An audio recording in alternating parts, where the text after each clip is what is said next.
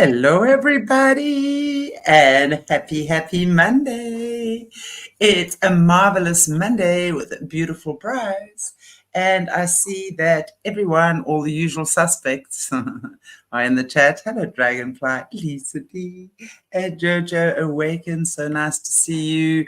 Hope you guys have had a fabulous weekend and hello, Lisa, about to embark on a really amazing week. So, so much is going on right now. Okay, but Brice, let's talk about Lucrezia Borgia. Well, interesting lady. Yeah. How are you? How was your weekend? I'm so good. I am so good. Hello, everybody. And I actually have to, Shanti, somebody left me the nicest comment. And I feel like the comment, I can't remember which video it was, but I feel like the comment kind of applies to everybody that's here right now that watches this show and like has these conversations with us as we gossip about these insane historical people. This person comment, I'm paraphrasing, she was like, your discernment triggers people. And I got what she was saying because when the Great Awakening first started happening, oh, Jessica, yeah, we made it out of the mountains. We didn't get attacked by a skinwalker or a feral person. But, Jessica Jones, my friend and your friend, Jessica Jones, she could probably talk a lot about that tomorrow when she goes on the show. But with the discernment, when we first had this Great Awakening, I think so many people were all of a sudden hit with this realization of propaganda, and they got so upset that they've been lied to. But something has happened where the pendulum has swung in the opposite direction, and we see so many people who are truthers who are not practicing discernment. They're painting everybody with either black or white. They're not taking the time to consider and do research. And so I felt like that comment that person made, she was basically saying the discernment is actually triggering truthers because we're taking these families, as us on this channel, we're gossiping about them, yes, but we're also looking at every single person and trying to come about like looking at their life from a perspective of compassion and trying to understand what they were up against. And the Borgias, as you guys know from last week, as I keep saying, the Borgias are my favorite family in the whole epic world. Like, I love this family because they're so freaking scandalous. Like, I just cannot get enough. I will watch documentary after documentary of the Borgias because the crap that they did. I mean, actually, Shanti, next week when we talk about Cesare Borgia, I was actually going through some notes before because I got to figure out how we're going to actually talk about Cesare Borgia without getting strikes from YouTube, because that's how sensational this guy was. But Lucrezia, on the other hand, and I said, I feel like out of all of the family members, the two biggest nefarious players were Rodrigo and Cesare. I feel like the rest of the Angels Among Us, he sounds sexy. Yeah, says I talked about this last week, didn't I? Even though Cesare Borgia was a total psychopath, I so have a crush on him, even though he lived 500 years ago, because he was like the original bad boy. Like, and he was considered to be the most handsome man in all of Spain, right? So there's maybe he's what started the whole bad boy phenomenon where we find these guys super sexy, but they're totally bad, but we fall for them anyway. With Lucrezia, because she was the only living daughter of the Pope, she really, I feel like a lot of the scandalous stuff that has been attributed to her wasn't really her fault. As a woman myself, and she was born in 1480, I was born in 1983, so we are literally 500 years apart, Lucrezia and I. But even as a woman today in modern times, I think all us women know what it's like to be sexually harassed. We know what it's like to feel like our voice has been taken from us. We know what it's like to be controlled, I think. And even in today, we are considered in most countries, we are considered autonomous, independent beings.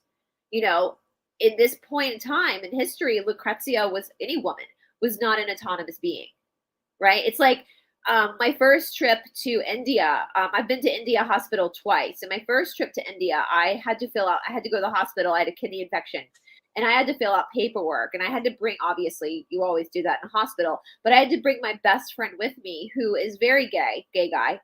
because I could not be admitted into the hospital unless I had a male chauffeur with me. Basically, the paperwork asked as a female who my owner was, my brother, my father, or my husband, who was my owner. And this was in the 2000s in India. So still in some parts of the world, women are not autonomous beings, right? I had to pretend like my best friend, one of my best friends, was my husband, because I otherwise could not be checked into the hospital, you know? And so I take that with these little situations that I've experienced traveling into other cultures and other countries, and I take that and I look at what's happening to Lucrezia, and she literally was not her own person. Now, this is where it gets complicated, right? Because when we look at families, my heart goes out to Lucrezia, because you still love your family. And we're going to see that with her, where there's things that she knows. She knows her family, her brother and her father have done some nasty things that have resulted in some of her misery, but she's still loyal to them. And I think if we practice empathy and we kind of take these stories and filter them through what we are going through in our own worlds, we can understand and have more empathy for people like whistleblowers. Like I know it's super hard for these whistleblowers to come forward and talk about their family, because even though they know what their family is doing is wrong, there's probably still a lot of love for their family because it's their family. And so I think the story of the Borgias, not only is it sensational and not only is it fun to talk about, it's to talk about these mischievous people, but I also think it just kind of, especially with Lucrezia, it teaches us compassion as well for people who are in these bloodline families, people who are on the world stage, whether they want to be or not. And that was the thing about, the Lucrezia and her brothers. They didn't have a choice but to be on the world stage. No one said to them as kids, like, do you want to do this? At the moment they were born, at the moment that they were put on the world stage, because they were the children of a cardinal at first, who then became the Pope. And again, for those who are new, yeah, Lisa D, things are not always black and white. They absolutely are not. And I think that's the discernment, and the complexity of, and I understand the anger of wanting to like unalive these people who have hurt children. I get that. But they're also, from our side of things, the awakened side of things, we also have to come at this with mercy and with trying to understand what happened, to try to understand the psychology behind the dark side. In the Cassiopeians, in one of their channelings, they said something quite strange. They said planet Earth is the only planet that unalives people for their crimes. On other planets, they actually try to heal these people. Planet Earth is the only planet that will actually unalive people. And I'm not saying, they weren't saying whether that's right or wrong. It's just an observation. And so, I hope that when we talk about Lucrezia, that it will give people, especially people who consider themselves to be in the truth or community, some insight into the stress that some of these kids are born into, especially the girls, with these families. So, and again, for those who did not catch our last two shows, just to reiterate, yes, they were children of cardinals. Yes, they were children of the Pope, but this was quite normal back then. If you missed the shows last week and the week before, we talked more about that phenomenon of these cardinals and these popes having children, lots of children, and how it was actually advantageous for them to have children because they could use their children as pawns, which we're definitely going to see with Lucrezia. And so if you go back on Shanti's channel and find the House of Borgia episode and the Innocent the Eighth episode, it goes deeper into like the politics behind them. That was not weird, right? That was not considered. It would be strange today if the Pope was like, here's my son. Not saying he doesn't have children. He might have children, but they're hidden, right? And also, speaking of the Pope today, there is a speculation. I think he has even said himself that he is a descendant of the Borgias. So he is a Borgia. And after we get to the Borgias, like, I want to talk about the Medicis more and the Orsinis. Like, there's all these families, big player families that are involved, in the Orsinis themselves allegedly come from like the original Roman Empire. So this is fascinating, and we're going to have some run-ins with the Orsinis, with Lucrezia Borgia, which makes it really fascinating. So there's a lot of moving parts. You're like, regardless of whether this happened 500 years ago or whether the dates are wrong, whether that, didn't happen as long ago, regardless, we're seeing kind of the moving parts of the cabal. And the beautiful thing about history, the beautiful thing is that the controllers of the world were not as secretive back then about what they were doing, because the peasantry, the common folk, did not have a place to rise up. They were so controlled by the controllers of the world that they didn't have to do things in secret like they do now. So with that being said, because of that, we can learn more from these stories about what's happening now that's maybe a little bit more secretive, if that makes sense. So Lucrezia Borgia, I titled this The Femme Fatale of the Vatican. Now, Lucrezia Borgia allegedly was also, if you guys watched Game of Thrones, I know we've talked a lot about Game of Thrones, but Lucrezia Borgia was apparently an inspiration for Cersei Lannister. And if you guys remember, she's the one that was boinking her brother. Well, there's huge speculation that Lucrezia was also having an incestuous relationship with Cesare and with her father, which I go back and forth. I don't know if that's true or not. We're going to kind of look at some of the stories that revolve around this potential incest. We know that that's part of the controller's belief system is incest. And again, Rodrigo Borgia, as we said last week, he had 11 illegitimate children. But none of his illegitimate children, the only 4 that lived into adolescence enough to be creating these scandals or being a part of these scandals were Cesare, Giovanni, who was also called Juan, that was his nickname, Lucrezia, and Joffrey. Those were the 4 that made it into like adulthood. So these are the ones that have the scandals. And so Lucrezia, with that being said, was the only girl. And so that was a lot for her to have to take this all on her own, as being the big pawn in this game. So Lucrezia Borgia was born on the 18th of April, 1480. She was an Aries, fiery Aries, just outside of Rome in what would be considered kind of the suburbs, the very wealthy area of Rome. Her father, Rodrigo Borgia, was 49 years old at her birth, and he was 12 years away from being the Pope at this point. Her mother was a woman named Bonesa, as we spoke about. I think we spoke about Bonesa last week, the chief mistress of Rodrigo Borgia.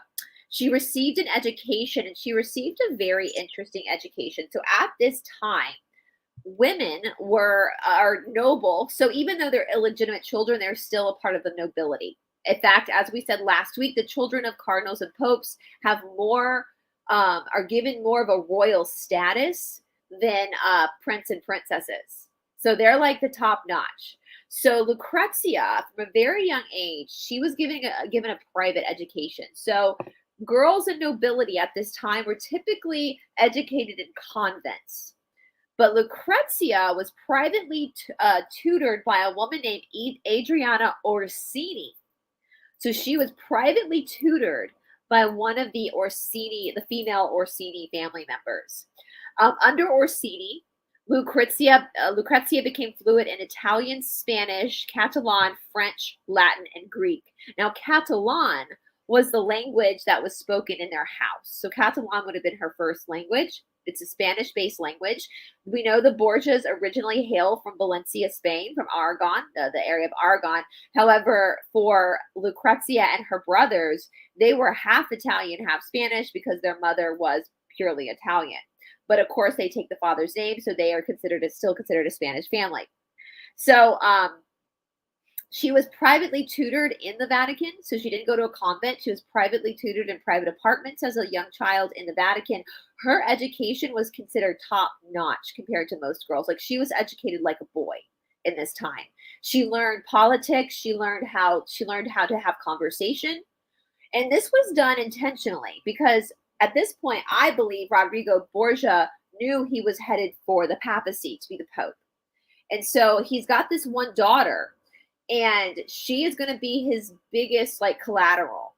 And so not only is she going to be a bonus for any royal family to marry her because it connects them to the Holy See, but if she knows how to speak all these different languages and is well versed in politics, it's going to make her even more valuable for these family connections through marriage, which we're going to see him use her hardcore in this department.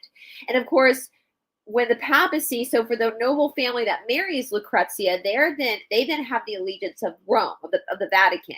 But for the Borgias, that means more territory for them to govern. It's a power grab. All right.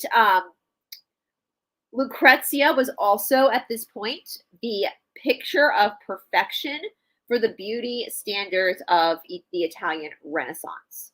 Now, pictures, I think I sent you some pictures of Lucrezia. She still would be considered gorgeous today. Her father you want the hair one? No, let's do the hair one later on. Let's do it at the end of the show. There's a painting. We could do the painting. And there's one where somebody tried to show what she would look like today's. So I sent you two pictures, one with a famous painting of her. And there's one where someone took another painting of her and then tried side by side, tried to show what she would actually You look want like. the side by side one? Let's either one. Well, we'll do both. We'll show one and then show the other. So we can kind of look at what. So this is one of the, on the left-hand side, you have the painting of Lucrezia. And then an artist tried to do a rendition of what she would look like today if she were alive today. And then there's another famous painting I sent you of her with that.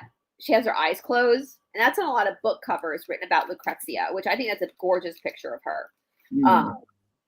She was just the picture of ideal perfection in the Italian Renaissance. And this is really, really important too, because Rodrigo Borgia, in my opinion, was not that good looking of a guy. He was very, his Vonesa, his chief. He had a nice personality. He was a great guy. He might not have been a looker, but although he had a really big nose, and this might get dirty, but I was thinking that nose could be used for certain things. I mean, you never know. But the mother, Vonesa, the chief mistress, she apparently was known for her beauty. So all four of the Borgia children were legitimately extremely, extremely good looking. They were known, like I said, Cesare was known. And so they got the best of their mother. Now her brothers were more olive complexion and darker hair like their father, but Lucrezia looked a lot like her mother. And this was really, really, so not only was she the Lisa D, yeah, you know what I'm talking about, girl. A big nose. So yeah. and big something else too. There's certain areas a man can go, and that could be used in a very good way. Anyway, I Lisa D. I digress. Y'all know what I'm saying. But Lucrezia, so not only is she the daughter, she's about to be the daughter of the Pope, but she's also highly educated and she's extremely beautiful. I mean, I would even say today she would be considered a beauty. She had very thick, long blonde hair, which we're going to get to her hair at the end of the show. She had pale skin, which was considered gorgeous at that time. And she had hazel eyes that were said to change color. And that's, my boyfriend kind of has the hazel eyes that kind of change color. And she was also, a lot of the people that wrote about her back then talked about her bosom, which to me in 2024, a bosom is what an old lady has. Like, that's not what a young girl has. But what I think they're talking about is the shape of her body that she had. We look back at Renaissance paintings, and I've seen these hysterical memes because we know the Renaissance happened like after a plague. And people are like, I'm starting to understand why the women are all fat in these paintings, because we went through like lockdown as well. People got fat. So, I'm starting to understand why these women were fat in these paintings, because they had just come out of a lockdown. But that was the beauty standard at the time, right? Women were supposed to be plump. They were supposed to have boobs and an ass, and and they wore the dresses that now we're kind of different. We want the flat stomachs, we want the perky boobs, but she had that. She was the ideal beauty for the day, and it's also we're going to talk a little bit about her hair at the end of the episode as well. I have recently learned, my friends, that I have highlights in my hair, but my natural hair color is what the kids today are calling old money blonde. It's like Taylor Swift's natural hair color. They call it old. I have highlights in my hair, but it's like a muted blonde color. And I think that's interesting because that's what we're seeing with Lucrezia Borgia. And we know that with the Rh negative, that it is common for Rh negatives to have a reddish blonde hair. I have my natural color has a bit of a strawberry in it. And so she wasn't dyeing her hair. And we're going to talk more about that again at the end of this episode, because they did save her hair, which speaks volumes to me about what they were looking for her, genetically speaking, with Lucrezia. So she was literally the ideal beauty, smart girl, beautiful.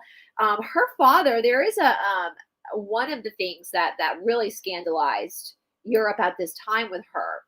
Her father would actually trust her with diplomatic errands. So there's this story of Lucrezia that when her father was Pope, there was a time when her father could not meet with diplomats. And so he had Lucrezia meet with these diplomats, and she actually sat on the throne of St. Peter to talk to these diplomats. And that was the most scandalous thing at that time, for a woman to sit on the throne of St. Peter's. You know, for us, some of the other stories we have, of alleged stories we have of her poisoning people, of her having an incestual relationship with her brother, we see these as being super scandalous. But back then, the fact that she sat on the throne of St. Peter and dealt with diplomats was the most scandalous at that time. Which, for me, that's the one side of this complexity. That's one side of Rodrigo Borgia where I want to high five him and be like, thank you for for seeing your daughter as equal to your sons and her value and her intellect, right? So it's complicated, yeah? So anyway, so now, in 1492, Rodrigo Borgia becomes the Pope. At this point, Lucrezia is 12 years old. She was born in 1480.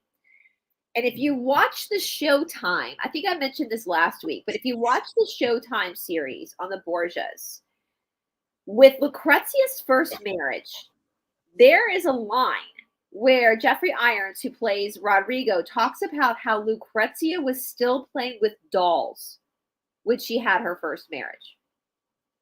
Now, we know no 12-year-old, that's illegal in most countries for a 12-year-old to be married. That's considered child, with the T word, child sexting at that point, because it's a child.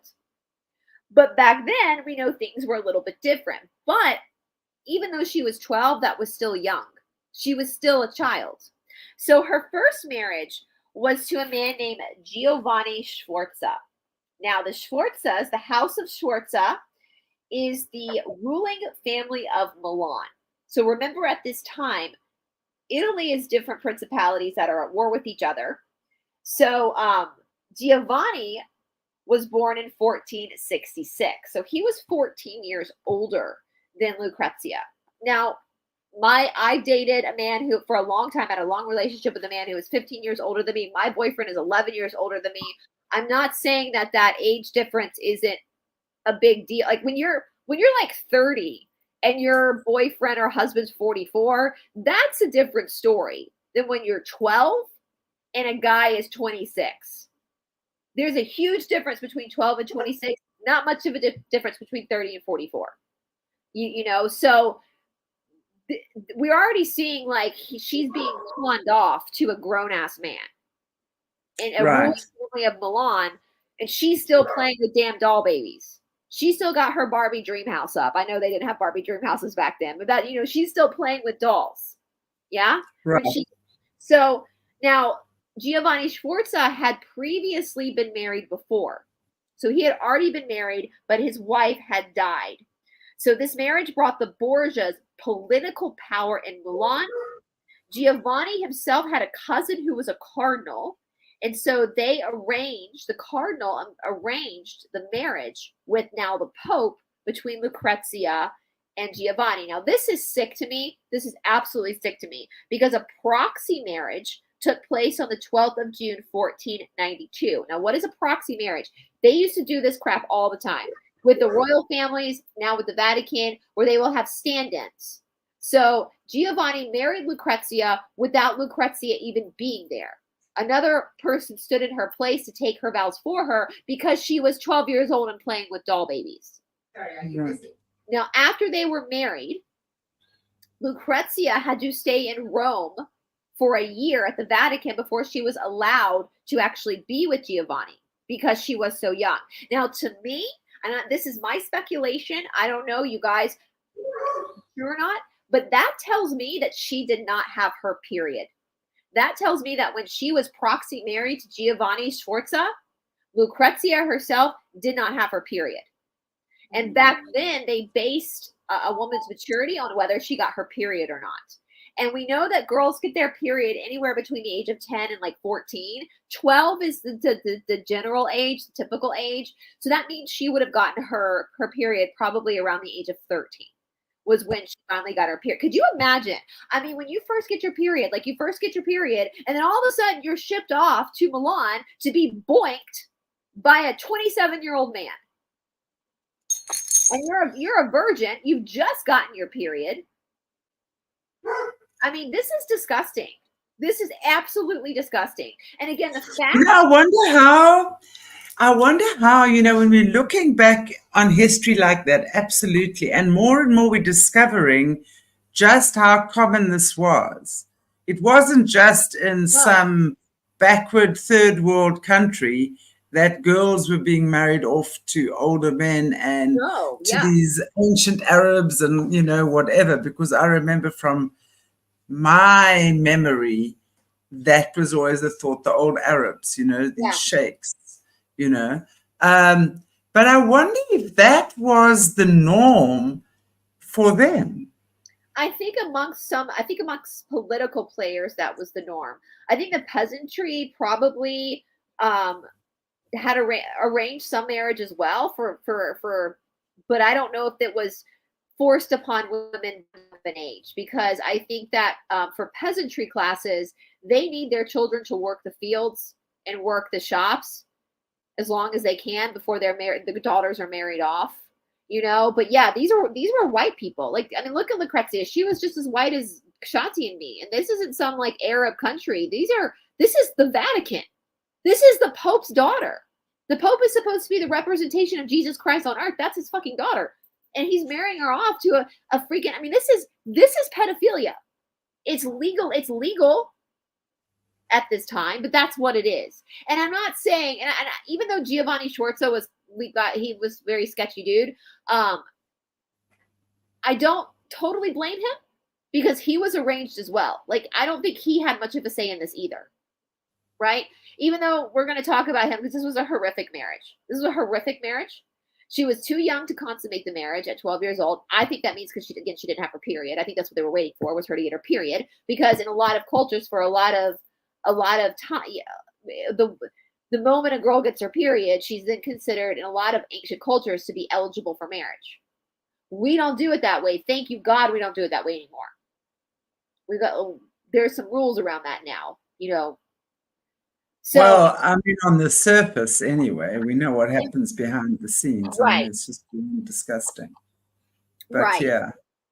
So after the year was over, and I'm assuming that's when she got her period, they held a party at the Vatican where, this is so disgusting. So back in those days, now this was culturally acceptable, especially for nobility. The consummation of a marriage was considered to be the contract binding, right? When they actually had sex for the first time. So they get married, and the second step of the contract is for them to consummate their marriage. So it was common back then for a cardinal or a bishop, some religious person, to actually witness the consummation, to go in the bedroom and watch it happen. And in a lot of cultures, what they would do was then show the sheet to the crowd. They would bring the sheet out because when women, I know this is TMI, I know you guys all know though because we're all adults, but when women have sex for the first time and their hymen breaks, it bleeds, right? There's blood. So a lot of times what they would do back then is they would have a religious leader watch the consummation happen of the marriage, and then they would take the sheet outside and show the crowd the sheet with the blood to prove that now this marriage, the contract has been bound. And that she was a virgin as well. Yes. And that she was a virgin. So mortifying for any girl. Any girl, this is mortifying. Like, I can imagine for men, if you're hearing this and you have a daughter, like how disgusting you must feel thinking about this being your daughter. So after this huge party at the Vatican, and something interesting about the Borgia parties that I've noticed, they were said to have dressed up like animals at these parties. We know that the Rothschilds also, there are photographs of them dressed up as animals with antlers on and stuff. So I thought that was interesting. Now, the Showtime series does a really good job depicting this marriage between Giovanni Sforza and Lucrezia, the party at the Vatican. There is a scene where she's just married Giovanni to consummate, and they're having this party, this reception, and everybody's partying and drinking and they're eating and there's like a play going on, and Lucrezia is at the table sound asleep with her head in her lap and her arms, sound asleep. And the way that the Showtime producers and directors set this scene up, it was so powerful because it depicted how young she was. How young she was. She was a child. How many of us have seen children at a family event staying up a little bit too late past their bedtime and they're asleep on the table? They're sound asleep on the table. But this is the bride. The bride was like a child, and her brother Cesare comes and picks her up like a child and takes her to the bedroom to put her to bed. To show you how effing young she was. She was a child. She was a child. So, according to history then, Pope Alexander VI, Rodrigo Borgia, Cesare's effing father, is the one who witnesses his daughter consummating her marriage with Giovanni. He's the one that watches it. Like, not only is it gross to have anybody watch you, unless you're into that kind of thing, which as long as it's consensual, you do you, boo. But your effing father. You know, I have said this before. God bless my sister. I haven't had children, but when she got pregnant with my first nephew, Charlie, who's 11 now, almost 12, I was so excited. Not just because I was going to be an aunt, but because my parents definitely knew my sister was not a virgin anymore. She was the first, like, even though obviously I'm not, but there's no proof that I'm not. So I was like, oh, thank effing God you are the one that our parents are going to know you're not a virgin first, because you're the one that got pregnant. So, it's just, there's just certain boundaries that I think parents and children have. Obviously it's a parent's responsibility to teach their children about sex, but there's obviously some boundaries where you kind of respect the privacy of that. And to have your father watching this is disgusting. I can't imagine the trauma. Of course, they didn't know really anything. Maybe the cabal knew about trauma, but we didn't have words for like PTSD back then or anxiety. So anyway, but this is important for you to remember because it's going to come back later that he was, and how the Borgias like to rewrite history. So they lived in Pesaro for 2 years. Lucrezia had a hard time adjusting to a more primitive life. It is said that she did not particularly like her husband, and some accounts say that there could have been physical abuse, which is not something of importance at this time in history. So it didn't really matter in this time in history if you're getting beaten by your husband. Nobody cared, right? If you're being beaten by your husband, and this time in history. So there is a lot of speculation that he was physically abusive to her. This Showtime series does do a great job showing this guy kind of RAPing her a lot, and her crying and the pain. They did it. So I would say that probably, yeah. Gosh, I mustn't see things like that. Even an actor, I'm wondering how an actor even plays a role like that. Yeah, I've listened to actors talk about like sex scenes and stuff, and a lot of actors say it's like the least romantic thing. It's very coordinated of where they put, where their spots are, where they're putting their hands and their feet. A lot of times it's obviously they have certain pieces over their body, so it's nothing intimate is actually happening. So it's horrific. I went back and watched, and to see this young girl, especially after doing deeper research into her, crying. And like there's a scene where one of the maids like tells her just to count when it's happening to help get her mind. And so she starts screaming 1, 2, like just trying to count to get her mind off of like what's actually happening to her in that moment. But anyway, in the Showtime series, she does do stuff to get back on him. Like she loosens his saddle so he breaks his leg. Like that's not historically. That didn't happen historically. That was artistic license I think Showtime took on this series. But yeah, she's also, again, you guys, she's like 13 years old at this time, and she's never lived away from home. And now she's been pulled up to this, she's lived in the Vatican her whole life with the luxury. And now she's living in this primitive part of Italy, like out in the country. And she's a wife now, and she's having to be RAP'd by her husband every night, who's also physically abusive to her. Nobody cares at that time because all she is a political pawn for a contract between the House of Sforza, which controlled Milan, and the Vatican. She's the crux that holds it together. Now, in 1495, Lucrezia and Giovanni returned to Rome for Christmas. At this point, the Sforza family is losing favor with the Pope. So the Pope, Alexander VI, Rodrigo Borgia, at this time is basically like, oh shit, I shouldn't have married her to this Sforza family. There's better options. There are better political options for me to marry her off to. She's my only daughter, so I got to figure something out to get her out of this arrangement. Now, again, at this time, divorce is not an option for a Catholic marriage. It's not an option. So the only option we have are death that breaks the marriage contract or annulment. So the Pope already had a family picked out that he wanted Lucrezia to be married into, so Giovanni Sforza has to go. Pope orders a hit on Giovanni Sforza.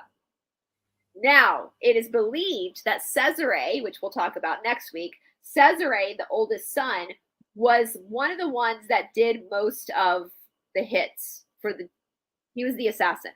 And so it is believed that Lucrezia found out about this because Cesare told her that they were going to off her husband.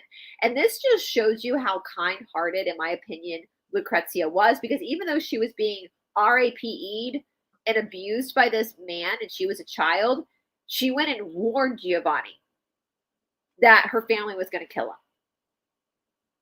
So she still had compassion, even though she was being wretchedly abused. And so Giovanni flees Rome.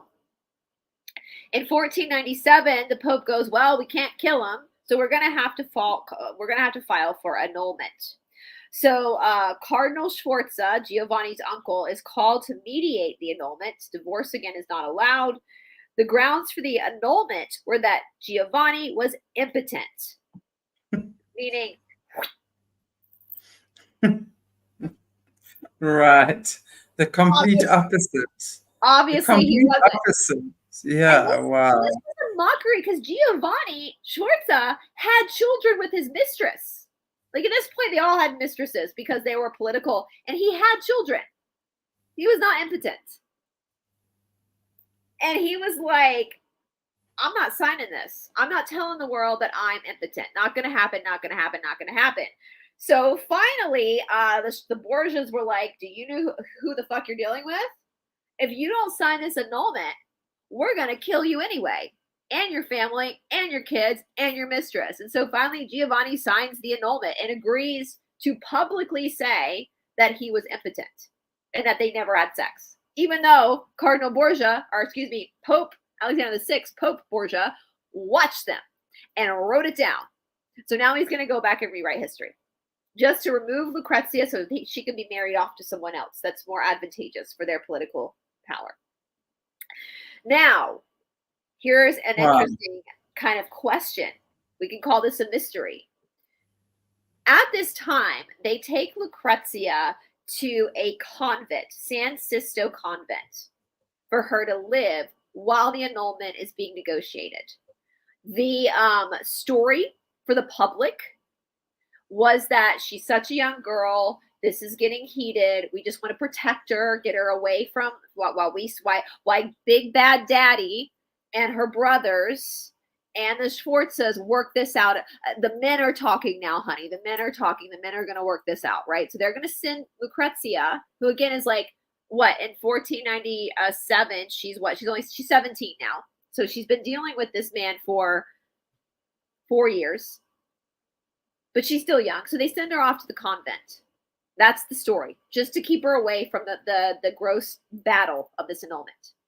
But you guys, at this time, a baby appears. A Borgia baby appears out of nowhere. So Giovanni Sforza starts this rumor that the baby is the product of an incestuous relationship that Lucrezia either had with her father or with Cesare. Now, we have no proof that this was Lucrezia's baby. There's no proof. I think I have my own speculation. Well, when you say the baby just reappeared out of nowhere or appeared out of nowhere, I mean, where did it appear? Like all of a sudden there was just a Borgia baby. Well, we're going to talk about that. So she went off to, so people speculate that she was sent to the convent to give birth, and they didn't. Right. That makes more sense. Yeah. So that's kind of the speculation. All of a sudden, there's just this baby that appears in public, because for the months, the year that it's taking for this annulment to be negotiated, she's hidden off in a convent. So nobody even sees her pregnant. All of a sudden, there's just a baby. Now, again, if the first speculation was that it was Giovanni's child, her husband's child, which would then nullify the annulment and make her legally married to Giovanni Sforza. But what most likely happened is that, and this, just so you guys know, historically, this baby was called the Infus Romanus, the Roman child, because nobody knew who its parents were. It was just a Borgia baby. They knew it was a Borgia baby, but they didn't know who the mom was. They didn't know who the dad was. But there was a young boy, and they kind of show this in the Showtime series. So there's speculation that Lucrezia ended up having an affair when she was living up in Milan, married to Giovanni Sforza, to a guy named Pedro, who was closer to her age. So a young love affair. So many people speculate that that was actually his baby, but they still had to hide her away because people could think it was Giovanni's baby. All we know is that Pedro and another maid who helped Lucrezia both ended up in the river swimming with the fishes. So my speculation is the baby was Pedro's, Lucrezia was the mother, and the Borgias killed Pedro, the hand stable boy, and the maid, so they couldn't speak about it. They couldn't tell people, because we need her to be pristine, right? We don't need her to be having no baby with some stable hand. We got to marry her off to another noble family. But Giovanni, again, and that's why, I question the incest a little bit. We know incest happens in these noble families, but Giovanni is the one that started the rumors because he was pissed. I mean, literally, the Pope made him sign a paper saying he had a limp dick. He was pissed. He was like, she's boinking her father. She's boinking her brother. So all these rumors started. So I don't know, was it just Sforza propaganda because he was pissed off? Was it true? Is it a little bit of both? Is it a little bit of both? So this happens in like 1498. This baby is born. Now, interestingly enough, and the 1st of September, 1501, Rodrigo, so a few years later, the baby's like 3 years old at this time. Rodrigo Borgia, there's so much rumor and speculation and gossip about this baby that Rodrigo Borgia, y'all, this is like an abuser's dream, because this is such gaslighting. He puts out 2 papal bulls at the same time. 2 at the same time. One papal bull. Papal bulls, like statements, like legal statements. One says that the child belongs to Cesare Borgia and a prostitute.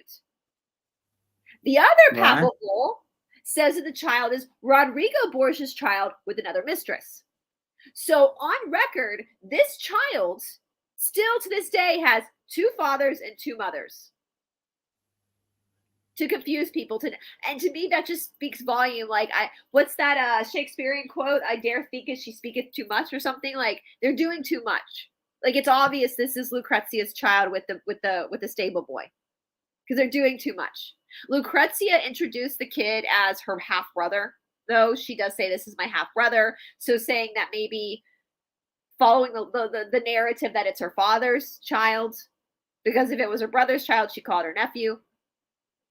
So anyway, that's just interesting, you guys. There's so much about the infant Romanus out there. And the kid's name was, they ended up naming him Giovanni. Like I said, they used the same names over and over again. Giovanni Borgia was his name.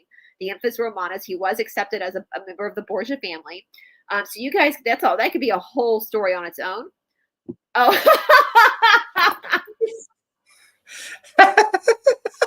Is that my Christmas card next year?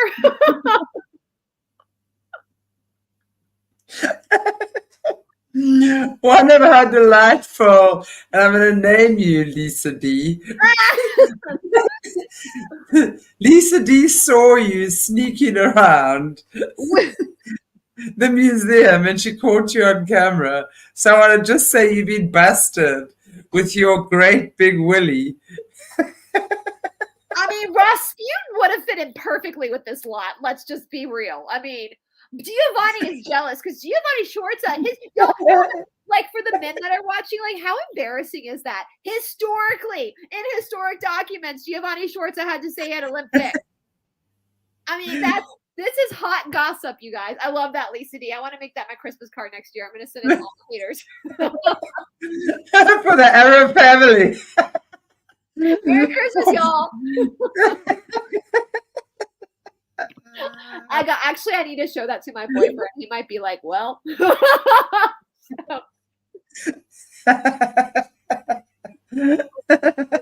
Anyway, Lisa was awesome. So if you guys want to ever do a deep dive into the Infants Romanus, we can. But just so you know, if you take anything away from this story today, just know that Giovanni Sforza, historically speaking, had a limp dick. If you think that life is not treating you fair, just remember you're not Giovanni. Life did not treat Giovanni Sforza that fair at all, did it? So second marriage, this is really sad to me. This is where I really start to feel for Lucrezia Borgia. So her second marriage was arranged with Alfonso of Aragon. And this was to strengthen the ties with Naples. Now, interestingly enough, his sister Sancha was married to Geoffrey, and Sancha plays a huge part. We might have to do an episode just on Sancha alone. But Alfonso of Aragon, again, he was the son of the king of Naples. And Naples is, again, the kingdom of Naples. We've talked about it. Actually, in the Showtime episode, they show the Black Museum. Sancha takes Juan and shows him the Black Museum we talked about a couple episodes ago, where he was stuffed, Frederick I, like stuffed his enemies and put them in. So if you watch the Showtime series, you'll see that. They talk about the Black Museum. Now, Alfonso was a year younger than Lucrezia. He was 17 when she was 18 when they got married. So they are age appropriate. They are like basically the same age. And he was considered the most beautiful youth in all of Italy. So you got this beautiful girl with this beautiful young boy. For all intents and purposes, they absolutely fell in love with each other. Alfonso of Aragon was literally the love of Lucrezia's life. And I think that their relationship, although it was short, was sweet. Because they were young, even though she had been through all this awful abuse, she was still very young and very bright-eyed, and they got to actually, experience life together. And they come from these two powerful families. So they were married on the 21st of July, 1498. By February of 1499, Lucrezia lost her first baby. So she was pregnant. She had a miscarriage. So there's no getting around the fact that her and Alfonso have boined. So when Rodrigo Borgia wants to move his daughter again, which he will, we can't at this point do an annulment because she's pregnant. She has had sex with him. She is not a virgin anymore. Now, she does get pregnant again with a baby from Alfonso. In the meantime, the Pope was looking to align with France, who was the enemy of Naples. Now, remember, we talked kind of briefly about all the shenanigans Rodrigo Borgia got into with France and Naples. We talked about him, and I said it would become more clear when we look at Lucrezia.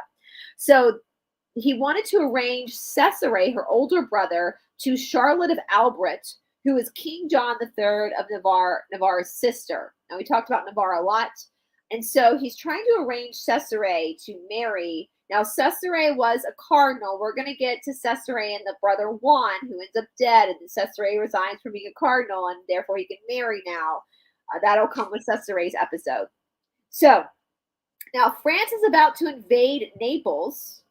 So Alfonso, the son-in-law to the Pope, who knows what the Borgias are capable of, he knows the tides have turned. So with his wife, Lucrezia, who is 6 months pregnant at this time, with her blessing, he flees Rome.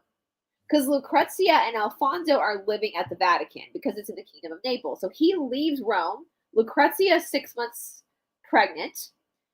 Lucrezia begs her brothers, begs her father to please not kill Alfonso. Like, please leave him alone. Please just let us live happily ever after. They were happily together. There, she just begged, please, Papa, please, Papa, please, my brothers, please do not kill him. I love this man. I want to stay married to this man. I'm about to have his baby. So they say, sure, honey, we won't kill him. LOL. We'll let him live. So Alfonso comes back to the Vatican. Lucrezia gives birth on either the 31st of October or November 1, we're not sure, 1499, to a little boy that she names Rodrigo after her father. I'm assuming she does this because she's trying to butter up her father to please keep his promise that he will not touch and hurt Alfonso. Well, July 15th, 1500, so mere months later, Alfonso is attacked at St. Peter's Basilica. A group of what appear to be poverty-stricken friars are walking up the basilica, what appears to be going to mass. Alfonso is walking down. These group of friars are actually assassins. They start stabbing him. There's blood everywhere. At that point, Alfonso's own bodyguards realize what's happening, so they collect him, bring him into the Borgia apartments, where he is nursed back to health by Lucrezia and his sister Sancha. Lucrezia even goes as far as to make his own food so that she makes sure her family's not going to poison him. Could you imagine the stress of knowing that your family is capable of and trying to maintain peace and keep your spouse alive when you know your family is capable of killing people and they kill? This is the inspiration for the Godfather. They're freaking mafia. So she's making his own food. She's the one feeding him. She doesn't want anybody around him because she knows shit can hit the fan. Well, in August, about a month later, somebody gets into the apartment and strangles Alfonso. He's dead now. So here's Lucrezia. She's at this point 20 years old. She has just given birth, so she's postpartum. She is mourning the loss of her husband, who was the love of her life, whom she loved dearly. After the abuse and horrific stuff she went through with Giovanni Sforza, she had the second chance. She knows that her family is responsible. And that's what I was saying, like the complexities. I would love for a forensic psychologist to look at her, the complexities of trauma and the complexities of what's happening. It is said that Lucrezia was so heartbroken over the death of Alfonso that her family had to move her to the other end of the Vatican because she annoyed them. She was so heartbroken, she annoyed them. They didn't want to see her, so they moved her to the other end of the Vatican. But even though she was aware that her family had done this, she still stayed loyal to them. Is that Stockholm Syndrome? Is that it's your family, it's your brothers? I mean, these are not just like half siblings. These are full-blooded, like same mom, same dad. This is all she has in the world. It's all she knew, it's all, your family is all you know. Yeah.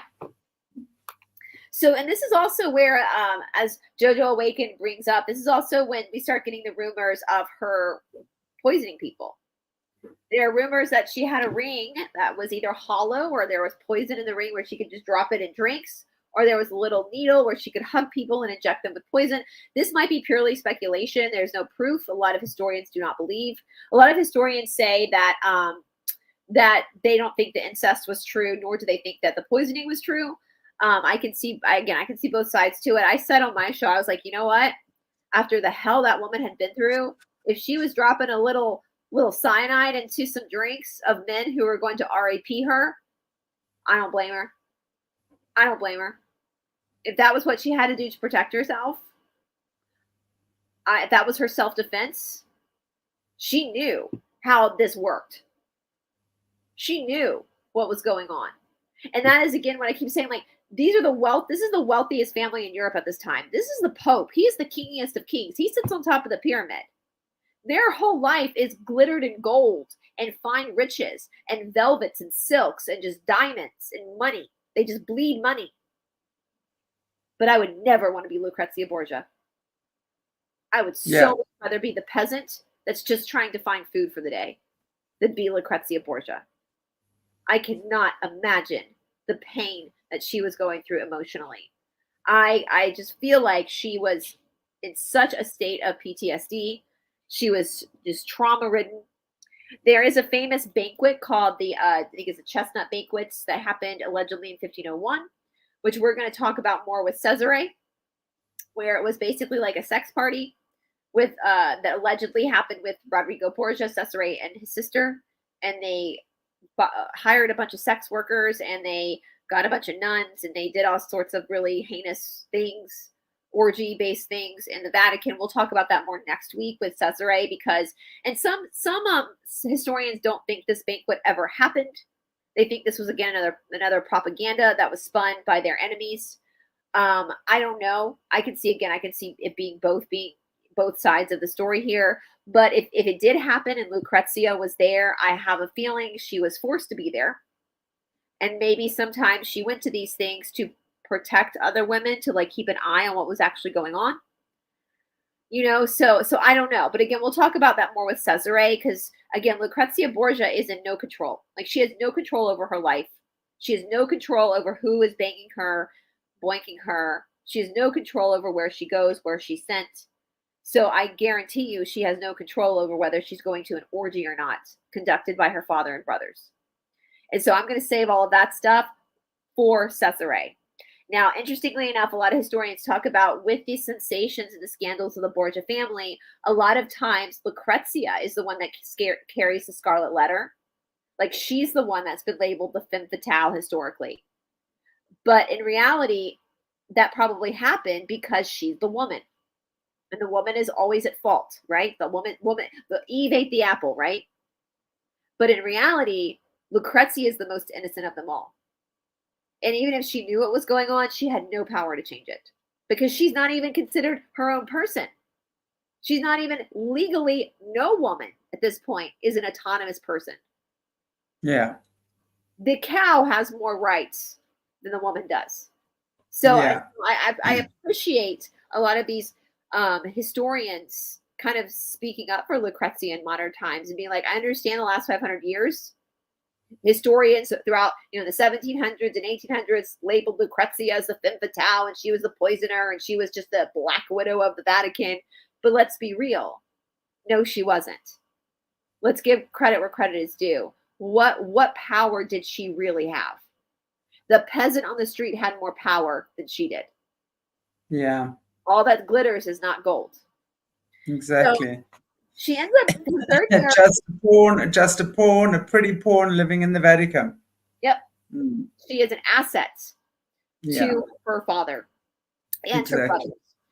So the third marriage, and again, she's the only daughter. If she had had a sister or two that had lived to adulthood, she probably would not be as the scandalous vixen as she is today. Because if she had sisters, there would have been more women to share the burden of that pawndom, we'll say. But she was it. She was the only daughter. Yeah. So the third marriage was to a man named Alfonso de Este, who was the Duke of Ferrara. This was in 1502. And when it was proposed for her to make a political alliance to marry into the de Este family, the de Este family had heard rumors of Lucrezia and that she was poisoning people and having orgies and having incestuous relationships with her brothers and her fathers. So the de Estes sent a spy down to the Vatican to spy on Lucrezia and report back the nature of Lucrezia. And the spies told the de Este family that Lucrezia was the most beautiful and most innocent woman that they had ever met. And that she was truly, it makes me emotional. Like, she was so, the spies told the de Estes that she was just nothing but kindness. She was kind to everyone. And she smiled all the time. So even back then, and I think about that because Shanti, you and I, we being on the world stage on YouTube, we've had so many people create propaganda and fake stories about us. And having to endure those stories, that fake, those lies that people create about you, and hold your head up high and come back on your channel every day and smile and be nice and continue to move forward is hard for us. So my respect for Lucrezia, because at this point she was only 22 years old. The fact that all these rumors were being spun about her and people were talking about her, and the fact that she was able to hold her head up high and still treat everyone with kindness and have an air of innocence and love speaks volumes about her character as a person. Speaks volumes. Yeah, absolutely. So she married Alfonso de Este in 1502. Again, she was 22 years old. Now, they did not have like a romantic relationship, which was very normal at that time, but they respected each other. The second Alfonso. So her first, the love of her life, her second marriage was Alfonso, and her third marriage was also Alfonso. They really respected each other, and he treated her really well, and vice versa. She treated him really well too. She ended up having 8 children with him. Now, the real sad thing was that she, in order to marry the de Este family, her son Rodrigo, that she had with Alfonso of Aragon, had to be left behind. And he was actually raised until he passed away at 12 by Sancha, who was her second husband's sister, who was married to Lucrezia's brother, Geoffrey. And it is said that Lucrezia wrote him letters all the time, was constantly asking about Rodrigo. She loved this little boy, her son. She was sending him gifts all the time, constantly trying to keep up with him, but she never saw him again because he himself got sick at 12 and passed away. But she did again have 8 children with her third husband, the de Este family. For all accounts, she was a very good mother to her 8 children. She loved her children. The Estes were huge patrons of Renaissance artists like Da Vinci and Michelangelo, which we're going to talk a lot about Da Vinci next week with Cesare. And both Lucrezia and her third husband, Alfonso, did have other lovers, openly took other lovers. She had 8 children with her husband, but she also had these other lovers too, because they weren't in love with each other, but respected each other and respected the fact that they had other lovers. And we're going to talk about Lord Byron, but Lord Byron, a few hundred years later, would read through some of Lucrezia's love letters that she would write to her lovers at this time, and would talk about how beautiful of a writer she was, which to me, you know, even though Lucrezia is dead and her lovers are dead, long gone, and it's interesting to read these notes written by people that lived at a certain time. It's still very private, you know, but I think what Lord Byron was saying was her ability to write these poetic letters, to create art out of words, right? Because that's what a writer is, a creative writer, a poet. Instead of using colors, they use words. They're artists too. And he was admiring her astute ability, the fact that she was obviously, not only was she highly educated, but she was also very smart, you know, and able to do this. She ended up dying in childbirth at the age of 39. She actually outlived all of her siblings. Her brothers died very young. She lived the longest out of all of her. She died at 39. And when she died, she was considered to be one of the patron ladies of the town they lived in. Like, people mourned for her. She was considered one of the most hospitable. She was a servant. She would serve the needy and the less fortunate. I guess we would call that a philanthropist in today's world, even though that word has been, you know, usually if someone says they're a philanthropist, they're not really, but that's kind of in the true definition. You know they're in the cabal. Yes, but in the true definition of the word philanthropist, I think that's what she was. She was using her wealth to really take care of the people in her community, the community where she would care for them. And again, her third husband truly loved her as a partner. They weren't, again, in love with each other. They had but they respected each other. And he never raised a hand to her and was very loving. And it's, you know, just the end of her life, even though there was a lot of sorrow and sadness in the beginning of her life, I think the end of her life, you know, she kind of found her equilibrium. And it said that when her father passed away, I think in 1503, and the Borgias started to lose their power, allegedly, I don't think they ever really lose their power. That's when she actually gained her freedom, and she became more autonomous within herself and was able to actually be Lucrezia, not Lucrezia Borgia, but just Lucrezia. And so now, Shanti, you want to show the hair? So creepy. It's so creepy. The picture of her? The hair shot. Do you have her hair? The picture of her hair? Is that the Yes. one? There we go. Y'all, that's Lucrezia. That's 500-year-old hair, you guys. So you know how we've done shows before on body parts that have been stolen and gone missing? We've done a whole series. That's what led us to Rasputin's wiener, is because that's one of the body parts that, well, they did the same thing to Lucrezia, y'all.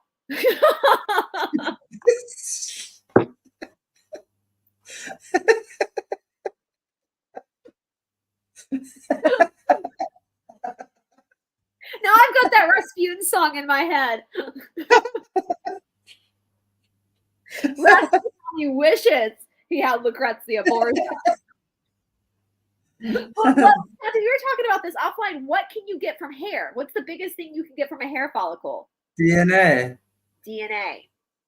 So why the F do we have her effing hair? It's 500 years old.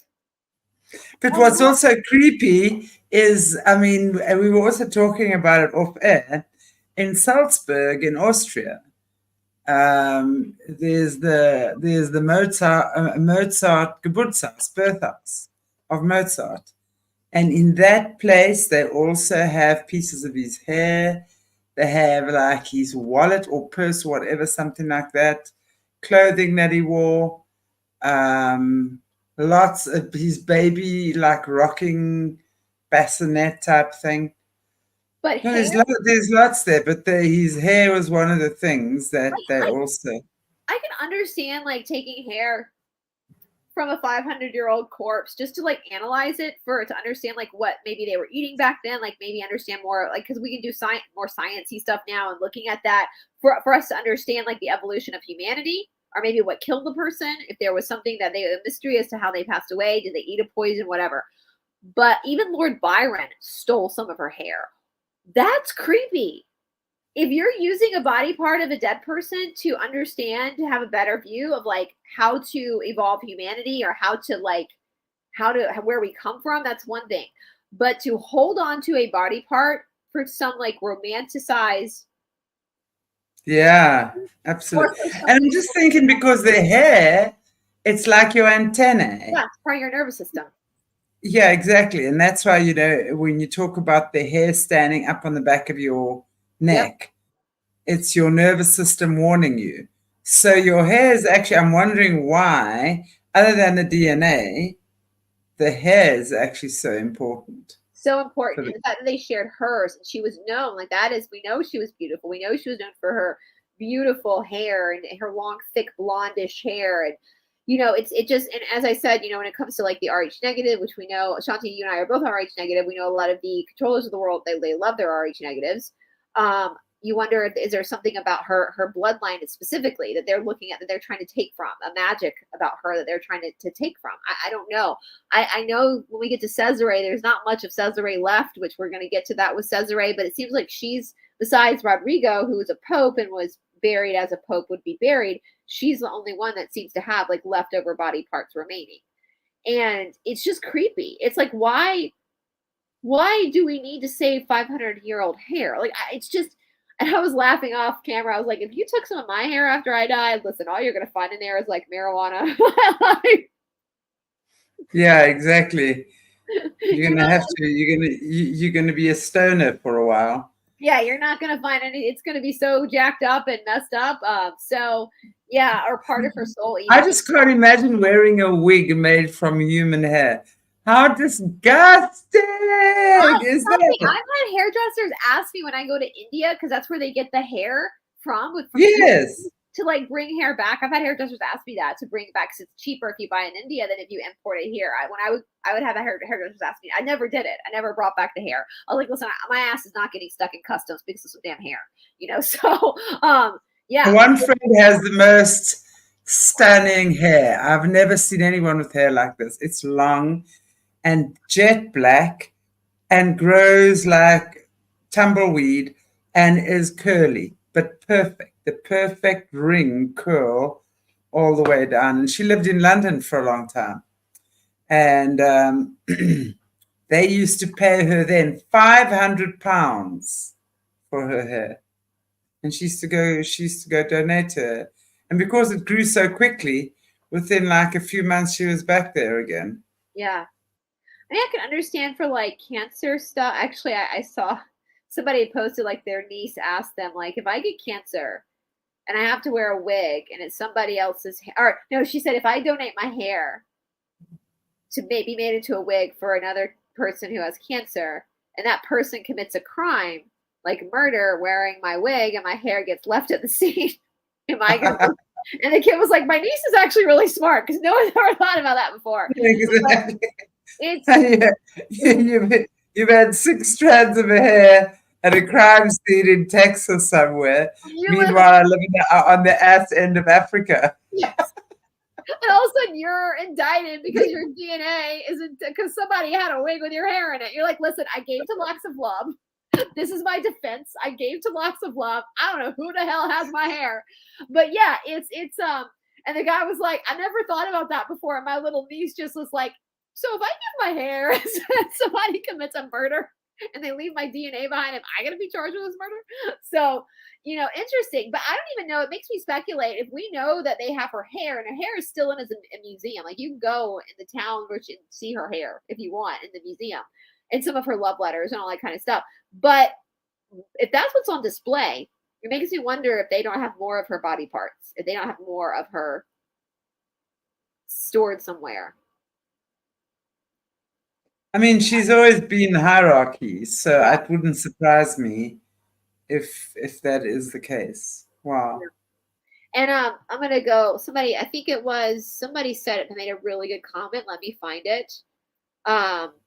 Yeah, Jojo Awakened said she was probably the black sheep of that family, the one who at least holds some light in all that darkness. And I agree with you. And that's what kind of the point of the discernment, right? So many people in our truther world want to like cast everyone in Hollywood. They want to paint them all black or, bloodlust to see them all executed. But it's more complicated than that. And we have so many people, just because you're born into a certain family does not mean that dictates the path your soul takes.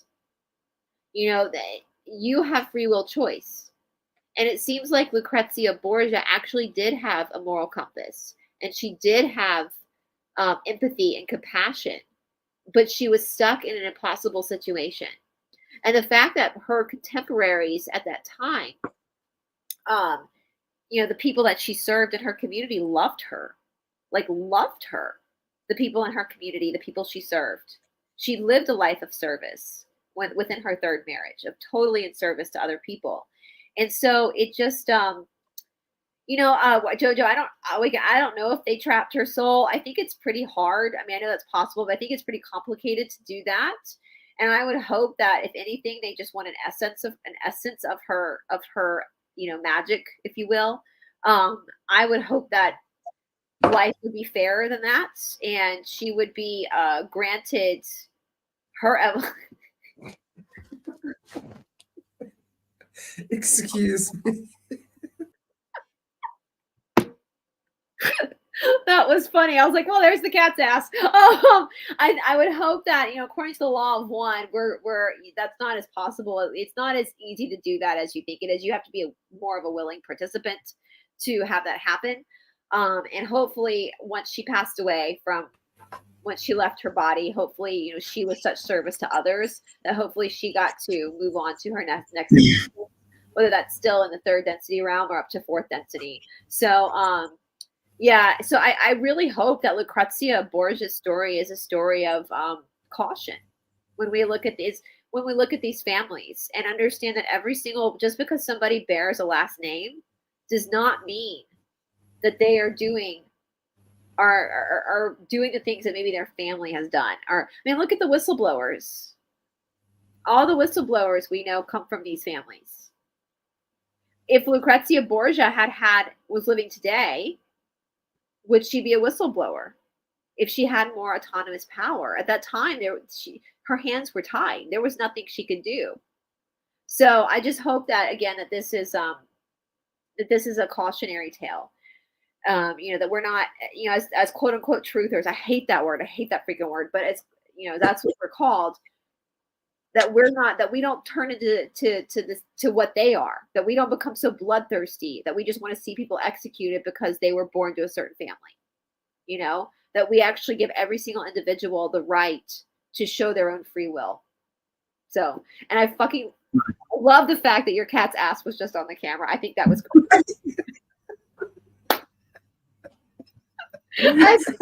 I think God has a total sense of humor. And if that was Lucrezia Borgia like enticing your kitty to flash us, then I had to high five her in spirit. If she's like giving us a little sense of humor from the other side, the kitty cat.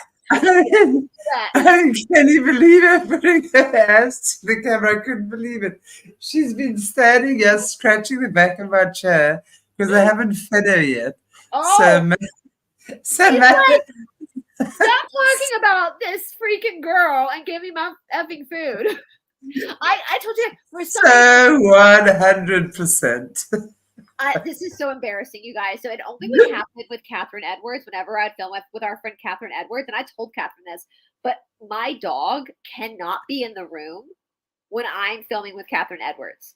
I don't know if it's something about Catherine's voice that he hears, but he will start cleaning his wiener.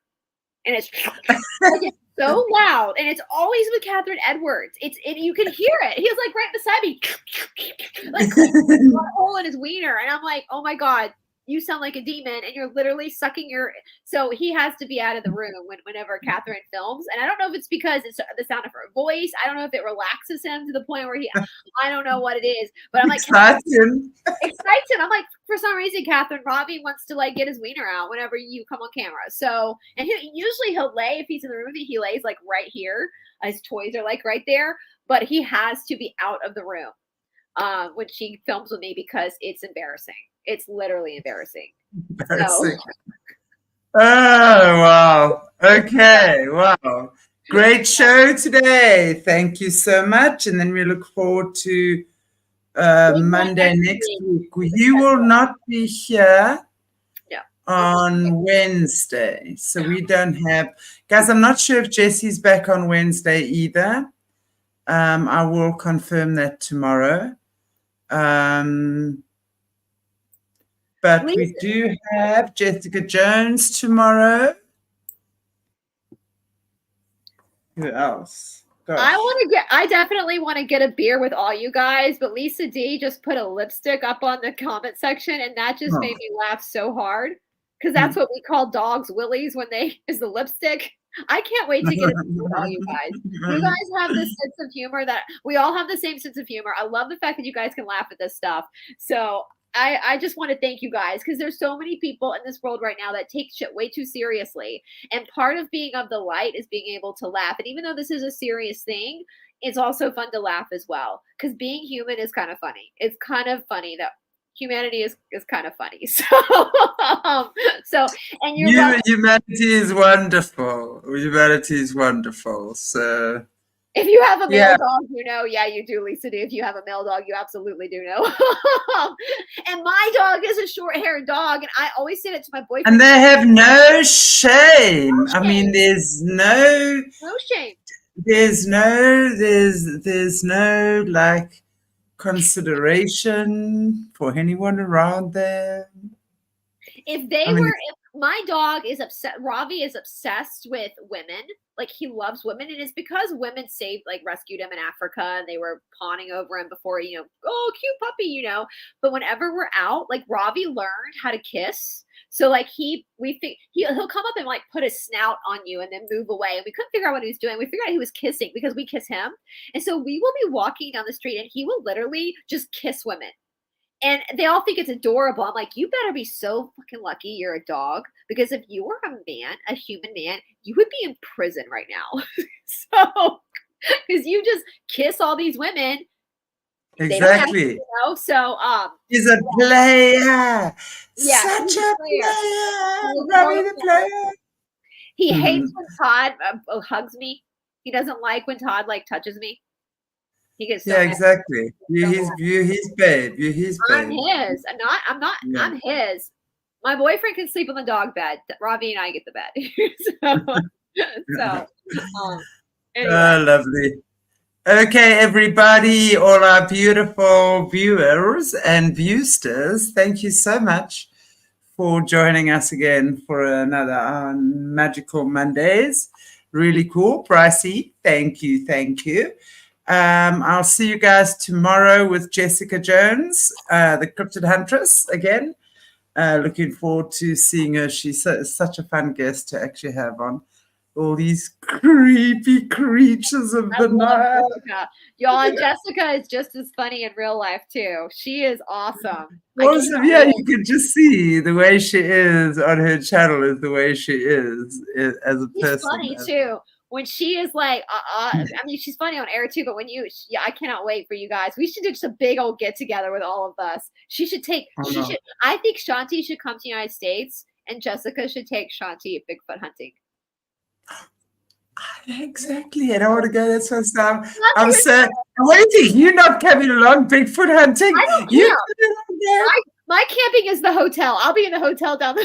No, don't be a dick. You're coming with us. Don't be a dick. I'm actually more afraid of feral people than I am of Bigfoot. I'm more afraid. So can you imagine Jessica and I going Bigfoot hunting and you sitting in the hotel? You would never be able to do it. Come now. I'll be in the hotel. Who can sit in the hotel when we're having such fun? You'd hate yourself till the end of time. My boyfriend wants to go, like seriously wants to go with them because he is so into like cryptids and it's so absolutely. I think we should absolutely, when the coast is clear, we can all travel again. I think we should get a camera crew and send the camera crew out with, because I think that would be hysterical. Because Shanti is going to be out there trying to talk to them. Yeah, exactly. I'm like, I'm not your food. No, she's going to have her camo on and she's going to be like, Shanti, they're not your friends. Okay, but look, they're so cute. Can I hold your baby? Is that a little baby? The famous picture with the female Bigfoot. They know she's a female because she's got breasts. I'm like, she probably was like, can you bitches just watch my children for a minute so I can get some peace and quiet? Like, here, take them. So yeah, and she hangs with the boys, man. Like Jessica's in with the men. She's doing this with a bunch of like I love it. I absolutely love it. I can't wait to get my ass over there. I'm going to go Bigfoot hunting. I swear, I'm going to be doing all sorts of awesome things. And there is a difference between the rednecks of the mountain and the feral people. I don't know. That would be an interesting show too, with all the. I'll probably have to first meet a few of them to discern the difference. Just watch Deliverance. Just watch the movie Deliverance. God, that's an awful movie. My gosh. The guy who wrote that book went to my high school. Wow, that's amazing. Years before I was there, and where we go hiking. The pictures from my social media where we were hiking and swimming, that's an area where they filmed a lot of. Actually, built that trail for the movie Deliverance to film part of that movie. So, and it's this beautiful trail. It leads right into the Chattooga. It's so quiet down there. There's no one down there. So yeah. It's beautiful. It's beautiful. It's beautiful wilderness. So yeah, we'll have to get Shanti out there and she'll come back. The next thing I'll be popping up on your screens next to Brice, next to Jesse. If I can convince Caleb, I'll go and find him. Listen, I rescue dogs in India. We're gonna have Shanti rescuing Bigfoots in America. She's gonna be like getting them. She's gonna be putting leashes on them and taking them home with her. Absolutely, I tell you. You go to the pub and you have one beer or one glass of wine or something, and it's the dog adoption pub. And then the next thing, 50 glasses of wine later, you've adopted the entire city's dogs. Yes. Girl, when you come to America, we're going to get you some of that moonshine. I'm going to go and have me some moonshine, baby. I'm going to go and have me some moonshine. Those moonshiners go deep into Appalachia to make their moonshine. And the cops, they tell you, like, they won't mess with the moonshiners because they're their moonshiners' customers, too. So we have some moonshiners. So we're going to have to make friends with a moonshiner or two. Oh, girl. Anyone from the South has got, I think we got moonshine in our freezer right now. We got it, girl. Yay. Okay, everybody. Love you all madly. And we shall see you back tomorrow night. Brice is not with us on Wednesday, but I'll try and convince her to maybe take another day. We'll see how the week goes. I was just going to tell you guys, my sister is like days away from having her 4th baby. So I'm kind of, on Wednesday, I've got to like, we're kind of on call because we don't know. Yeah, she's got 3 other kids, so those are the kids that we got to take care of if mom's in the hospital popping out the 4th baby. Pray for my sister, y'all. She's almost 40 and she's about to pop out her 4th. I think this pregnancy nearly killed her, so pray for her as she pops out a healthy baby boy. So that'd be pretty neat. Yeah. I mean, welcome to the world, little one. welcome to the shit show, little one. Yeah, something like that. Yeah, so I got a new nephew coming. He'll be here any day now. So yeah, very excited. Cool. Yeah. Look forward. Okay, guys. God bless you. See you soon. Bye, guys. Oh, hang on. I needed the wrong one. Wait, y'all. Wait. Just a minute.